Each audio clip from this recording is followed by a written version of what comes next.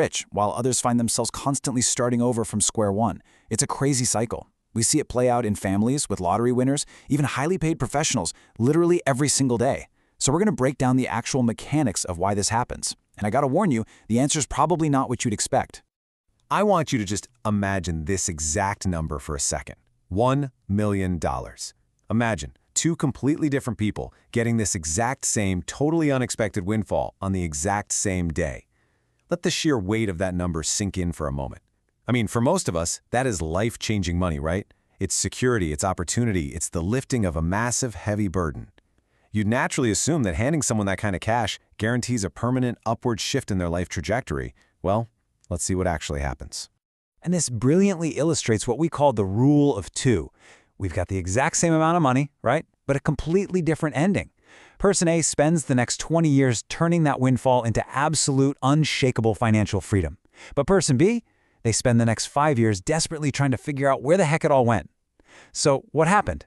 It wasn't their intelligence, it wasn't just plain old luck, and it definitely had nothing to do with the macroeconomic climate. No, the difference comes down to something way quieter. It's this invisible set of habits that almost nobody notices, well, until it's way too late. Section 1. Earning versus keeping money. The behavioral shift. If we really want to understand why some folks bounce back from every single financial setback, while others are just absolutely destroyed by one bad break, we have to recognize a fundamental truth. This has very little to do with the size of your paycheck, and pretty much everything to do with your behavior. Making money is an event. Keeping money is a system. I want you to really think about that. Most of us spend years, literally decades, going to school, getting certified, grinding away at our jobs, all to learn how to earn more money. But almost nobody spends time learning how not to lose what we've already got. We treat making money like it's the finish line, but actually, it's just the starting line. And that right there is exactly why massive fortunes can just disappear in the blink of an eye. People who actually stay wealthy, they understand a very simple, totally non-negotiable hierarchy. Step 1, survival comes first. Step 2, growth comes second. They know that one oversized, reckless risk, like, say, dumping your entire life savings into some trendy stock, can completely wipe out a lifetime of extreme discipline. Because of this, wealthy folks never ever bet the whole farm on a single opportunity. It doesn't matter how amazing the pitch is, it doesn't matter who recommended it, and it really doesn't matter how absolutely certain everyone else seems to be. Protecting what they already have is infinitely more important to them than chasing what they might hypothetically gain. Section 2. The Trap of Lifestyle Creep. Things versus Freedom. Think about what happens when that long-awaited promotion finally hits, or a fatter paycheck suddenly lands in your checking account. This sets up the most common, insidious behavioral trap out there. Now, what's really interesting here is how extra income vanishes. For the typical person, a raise comes in, and suddenly, bam, there's a brand newer car in the driveway, a bigger house with a heavier mortgage, price your dinners out. All these things turn into a mountain of permanent monthly payments. The extra cash disappears before they even realize they had it. But look at the wealthy path. Someone earning the exact same salary. They change almost nothing about their day-to-day. That raise goes straight into investments. Their savings grow, and because of that, their daily stress shrinks. Fast forward 10 years, the first person owns some really impressive stuff. The second person, they own their freedom. And freedom is always, always the most valuable asset you can buy. Here's a harsh truth that honestly a lot of people actively ignore. Your best financial month should never, ever become your normal lifestyle baseline. Why? Well, because good months come and go, but bills? Bills do not. Bills are incredibly sticky. The people who build truly lasting wealth, they prepare for the average days. They prepare for the bad days, not just the exceptional ones. This little behavioral quirk is exactly why, when the economy takes a massive nosedive, recessions usually just inconvenience the wealthy, but they completely destroy folks who upgraded their permanent lifestyle based on a temporary windfall. Section 3. Systems over motivation. The automation defense. So, we know what traps to avoid, but how on earth do successful people actually execute these defensive moves every single day without getting completely burned out? Do they just have some sort of superhuman willpower? No, absolutely not. They shift the burden away from themselves. They don't rely on motivation, they rely on systems. Think about it. Discipline is basically an exhausting emotional argument you have with yourself every day.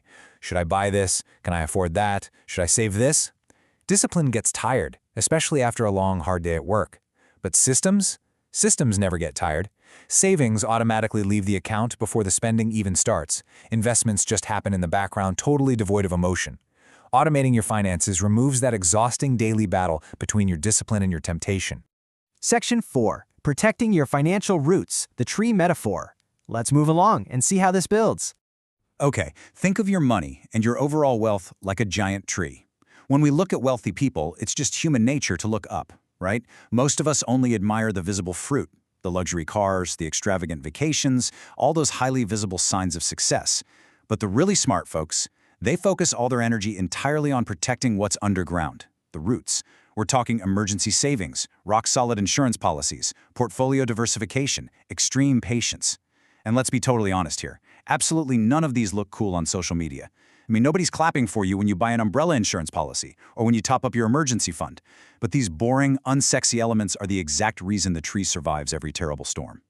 Wealth is not built in one dramatic movie-style moment. It's built and maintained through hundreds of quiet, grounded choices that literally nobody ever applauds. And this whole concept scales up across generations, too. Families that actually manage to keep their wealth intact across multiple generations, they rarely focus on just handing down cash, because honestly, passing down just money usually means it's going to disappear. Instead, they pass down habits. Kids in these families learn delayed gratification. They're taught exactly how debt works and exactly how dangerous it can be. They learn why every single dollar needs a designated job long before it's ever spent. Money handed over without financial knowledge simply vanishes into thin air. But knowledge without money, that knowledge can always rebuild the money. That is the ultimate difference. Now, if you're watching this explainer right now and thinking, wow, nobody ever taught me any of these principles, I really need you to hear this. Do not blame yourself. Financial habits are learned. They're not biologically inherited. And the absolute best part about learned behavior is that every single habit can be changed. Actually, scratch that. It's more like every single dollar is a fresh start. The very next dollar you earned gives you a brand new chance to make a completely different decision. You have the power right now to step completely out of that exhausting cycle of starting over. Which brings us to our final and maybe most important takeaway. The folks who stay financially secure over an entire lifetime aren't always the highest earners in the room, and they certainly aren't all investment geniuses who can predict the future. They are simply the ones who consistently avoid the catastrophic mistakes that force everyone else to start from zero.